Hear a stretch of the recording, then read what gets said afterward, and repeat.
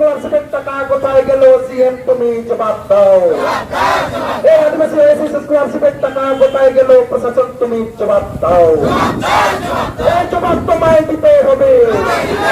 এই ভারত জাগার ছাত্র পটলতা ওএসএস স্কলারশিপ না পাওয়া পর্যন্ত আন্দোলন চলছে চলবে।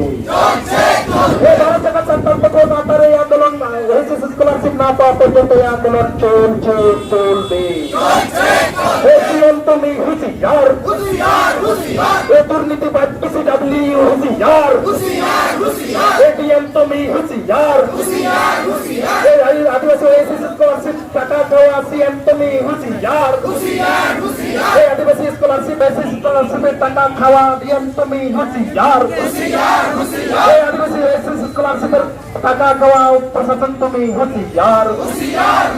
এই মারাঙ্গর হিটলার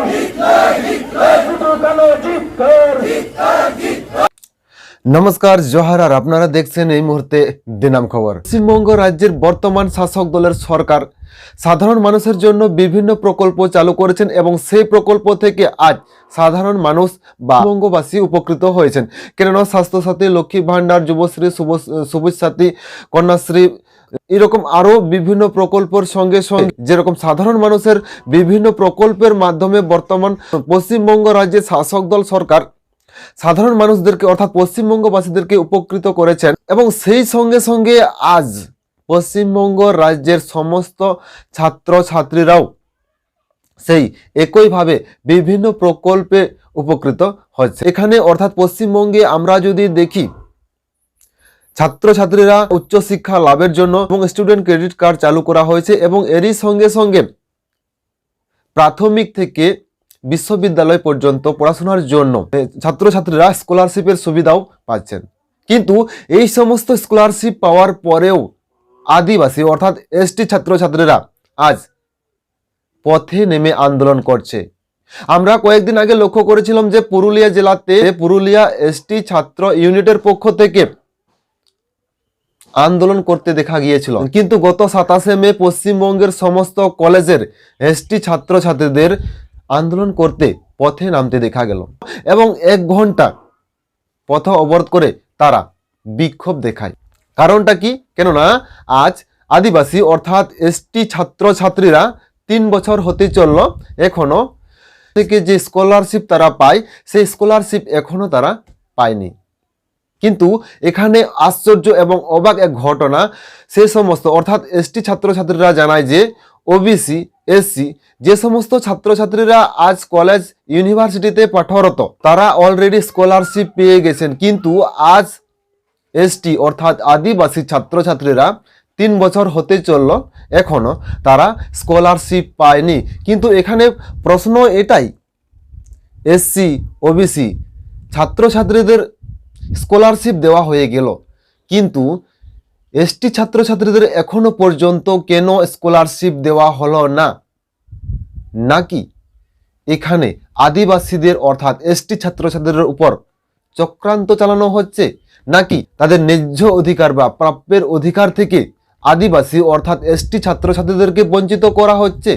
নাকি পঠন পাঠনে আদিবাসী অর্থাৎ এসটি ছাত্রছাত্রীরা যাতে এগিয়ে যেতে না পারে তার জন্য তাদের অর্থাৎ যে সমস্ত এসটি অর্থাৎ আদিবাসী ছাত্রছাত্রীরা খুবই গরিব এবং তারা তাদের পড়াশোনা যাতে না চালিয়ে যেতে পারে তার জন্য তাদেরকে চক্রান্ত করে অর্থাৎ পঠন পাঠনের জন্য যে ওএসএস স্কলারশিপ পায় এবং যাতে সেটা না পায় এবং তারা মাঝ রাস্তায় যাতে পঠন পাঠন বন্ধ করতে বাধ্য হয়, এটাই কি তাহলে চক্রান্ত চলছে?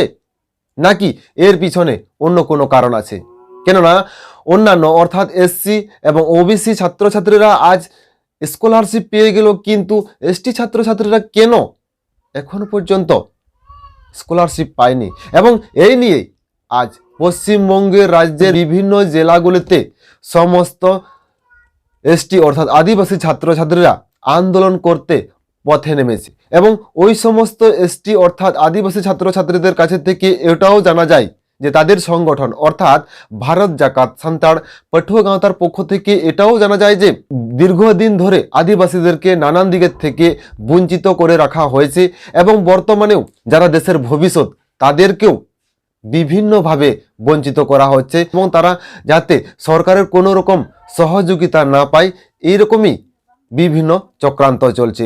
এবং এই চক্রান্ত যদি বারবার হয়ে থাকে, ভারত জাকাত সান্তাল পাঠুয়া গাঁওতার পক্ষ থেকে এটাও জানা যায় যে তারা বৃহত্তর আন্দোলনে নামবে এবং এ নিয়ে তারা পরবর্তীতে বিভিন্ন আদিবাসী সংগঠনের সহযোগিতাও নেবে বলে এমনটি ভারত জাকাত সান্তাল পাঠুয়া গাঁওতার পক্ষ থেকেও জানা যায়। এখানে আবার একটা আশ্চর্য ঘটনা, আদিবাসীদেরকে বিভিন্ন উৎসবের নামে কোটি কোটি টাকা দেওয়া হচ্ছে এবং কোটি কোটি টাকা খরচা করা হচ্ছে, কিন্তু যে সমস্ত আদিবাসী অর্থাৎ এসটি ছাত্রছাত্রীরা দেশের আজ ভবিষ্যৎ, তারা যাতে উচ্চ শিক্ষায় শিক্ষিত না হতে পারে বা তারা তাদের পড়াশোনা না চালিয়ে যেতে পারে, তাই তাদেরকে বঞ্চিত করা হচ্ছে।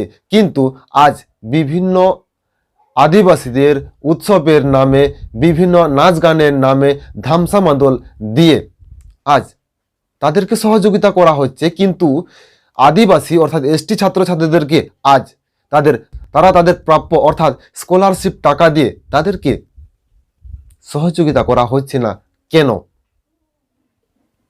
নাকি আদিবাসীদেরকে পঠন পাঠন অর্থাৎ পড়াশোনার দিকের থেকে পিছিয়ে দেওয়া হচ্ছে এবং নাচ গানের জন্য তাদেরকে এগিয়ে নিয়ে যাওয়া হচ্ছে? কেননা এ নিয়ে আমরা পশ্চিমবঙ্গে বিভিন্ন সময় লক্ষ্য করেছি যে আদিবাসীদেরকে নাচ গানের জন্য পুরস্কৃত করা হচ্ছে, তাদেরকে কোটি কোটি টাকা দেওয়া হচ্ছে, এবং কিন্তু যখনই আদিবাসী বা এসটি ছাত্রছাত্রীরা পঠন পাঠনের জন্য যে স্কলারশিপ টাকা পায়, সেই টাকা দিয়ে সরকার কোনোভাবে আদিবাসী ছাত্রছাত্রীদেরকে সহযোগিতা করছে না। কিন্তু এখানে এটাই প্রশ্ন, আদিবাসীদের 3 বছরের যে স্কলারশিপ টাকা দেওয়া হয়নি, সেই টাকাটি আজ কোথায় গায়েব হয়েছে?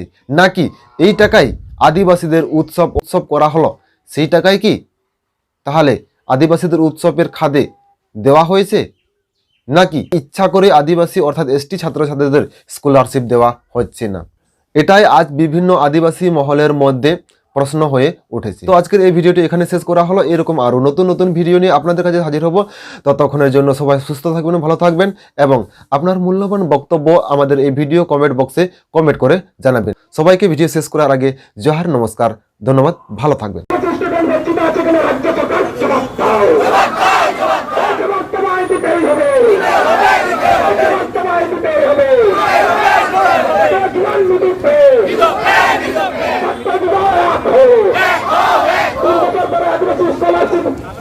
আদিবাসী ছাত্র রাজ্য সরকার